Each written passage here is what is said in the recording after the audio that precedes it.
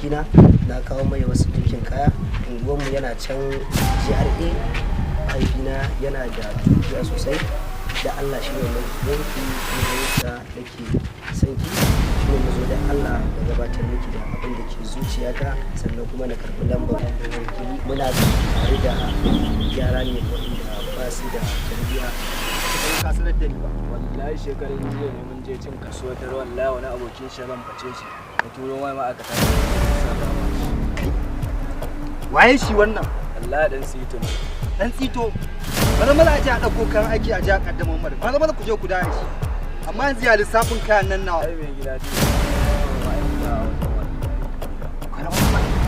kai kan masa ni fa ba na san irin wannan abun fa ya kama kawai ni a da an badanta ba kana a kawo masa zaki ni ma ba karbowa yake da wala da Allah a